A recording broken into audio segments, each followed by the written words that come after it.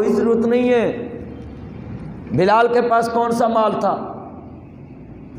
تو اللہ کے حبیب نے جب مکہ فتح کیا تو کہا چھت کعبے کی ہوئے گی اور قدم میرے بلال کے ہو گئے۔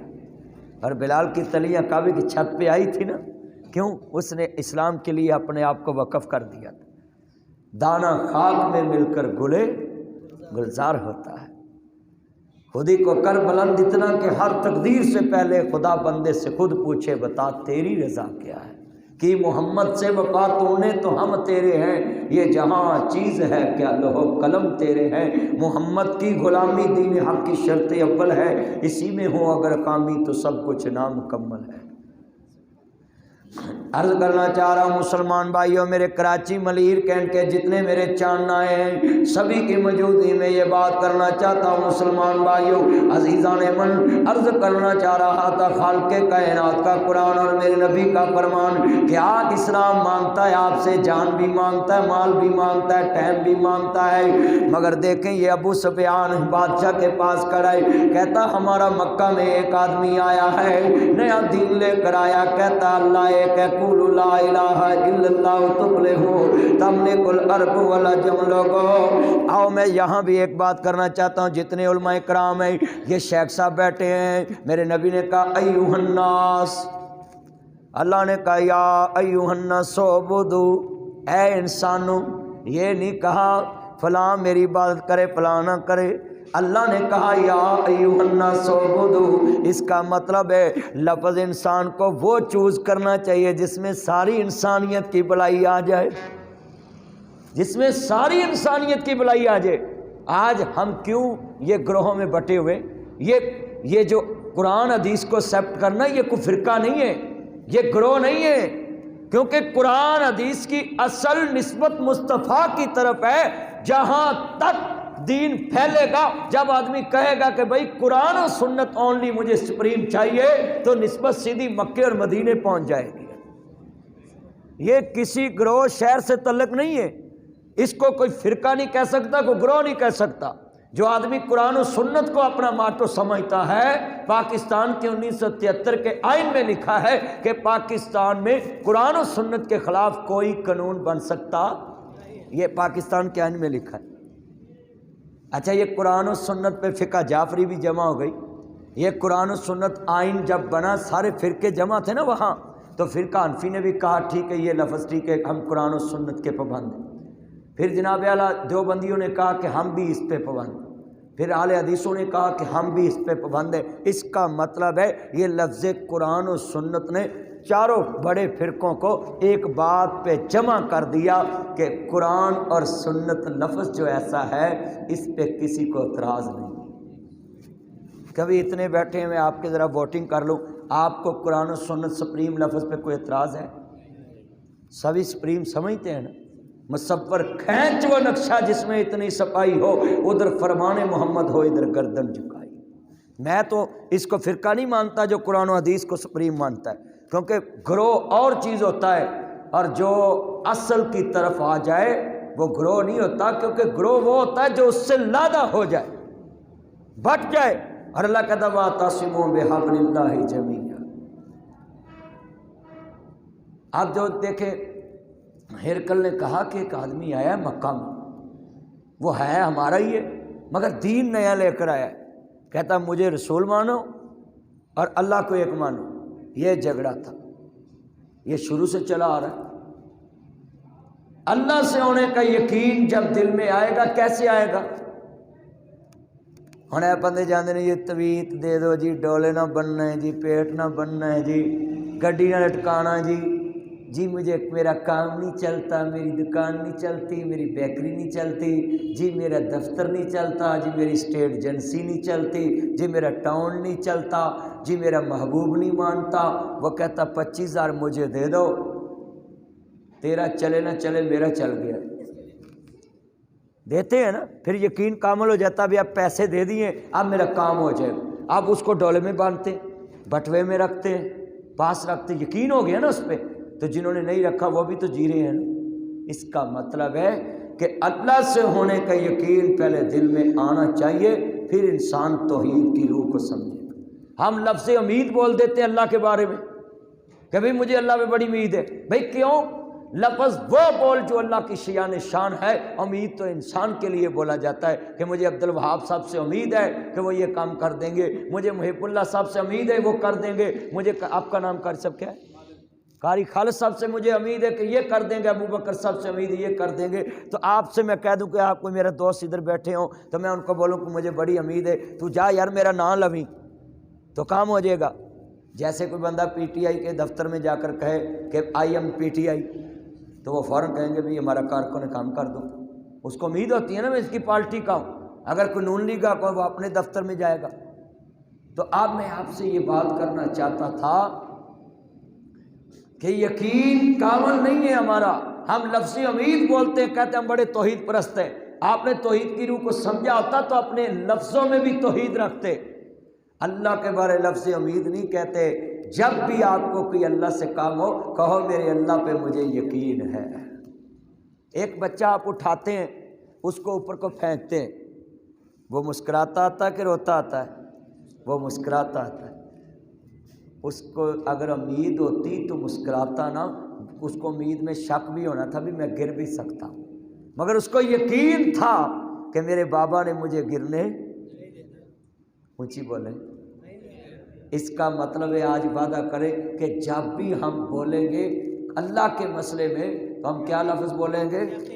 اونچی بولیں, لفظ یقین بولیں کہ مجھے میرے اللہ پہ یقین ہے. چلو میں آپ ایک بات بتاتا ہوں, یقین کتنا ہونا چاہیے. ایک چور تھا, چوری کرنے چلے گیا, چوری کرنے. اب تو چور بھی چور چور کرنا شروع ہو گئے ہیں نا, اب تو چور بھی چور چور کر کے بچنا شروع ہو گئے.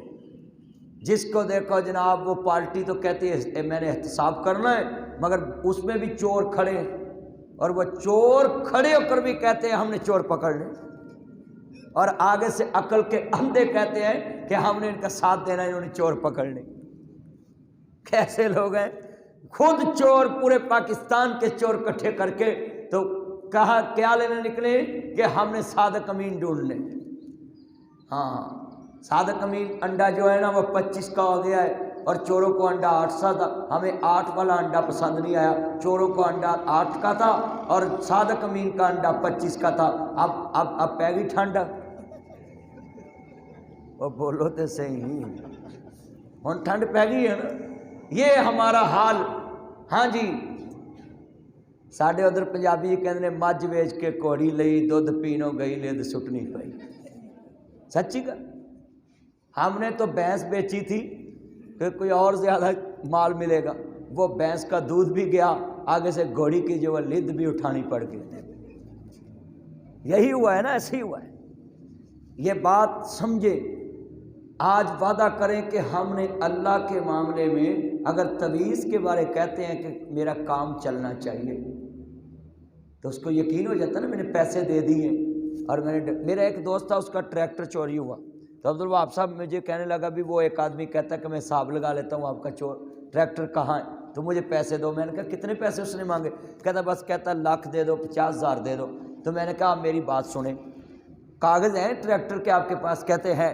میں نے کہا وہ کاغذ لے کر نا اس کے پاس جاؤ, اس کو بولا بھائی یہ 5 لاکھ کا ٹریکٹر ہے تو مجھے 3 لاکھ دو, یہ کاغذ ہے, جہاں کھڑا ہے جا کر بیچ لو.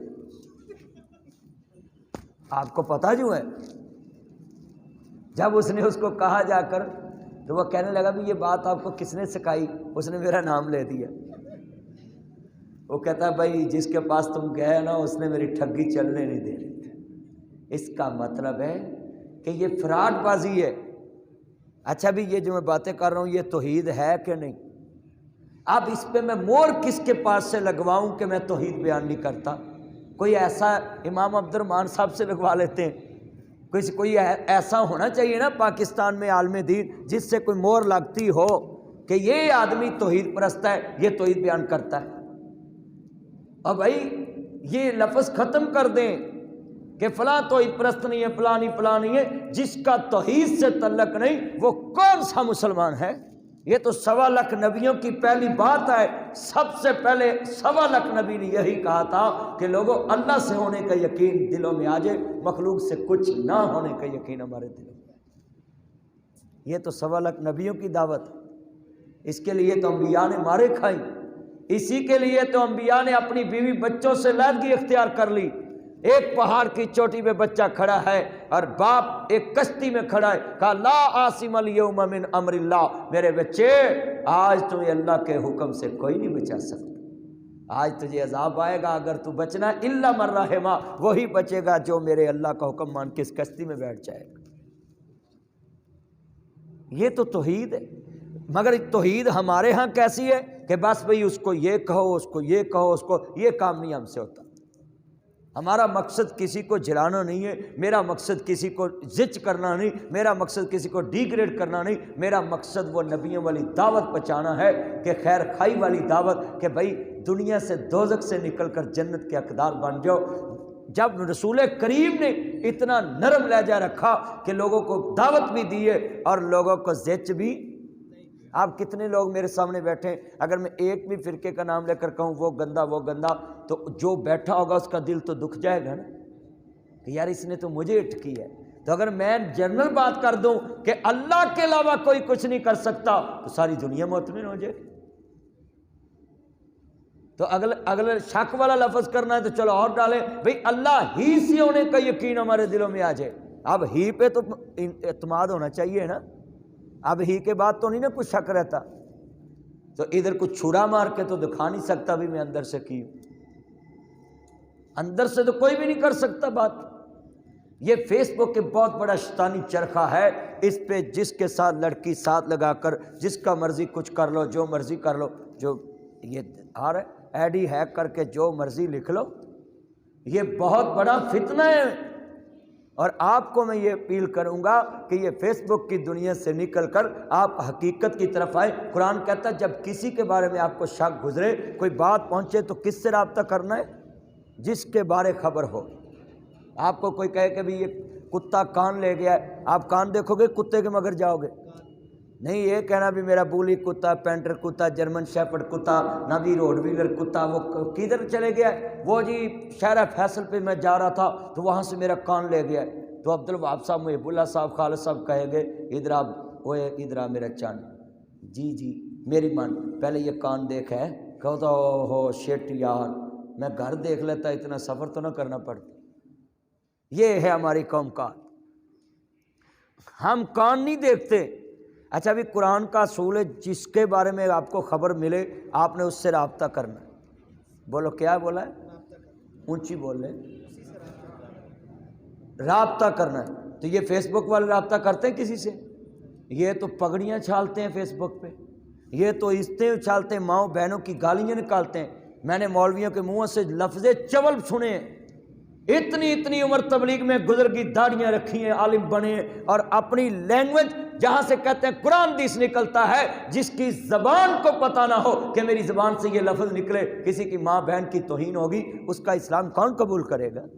اس کی دعوت کون قبول کرے گا؟ ادھر میں بیٹھا ہوں کسی کی ماں کو چول کہوں، باپ کسی کے بچے کو چول کہوں، کوئی بھی میری بات پہ یقین کرے گا؟ کوئی اس کو بولنا اس کو تو اپنا سلیقہ نہیں ہے بولنے کا، تو یہ ہمیں کیا سکھائے گا؟ یہ آپ کے لیے میں باتیں کر رہا ہوں کہ کردار انسان کو اونچا کرتا ہے۔ لوگ ولی کامل لکھ دیتے ہیں اور زبان میں ایسی لینگویج،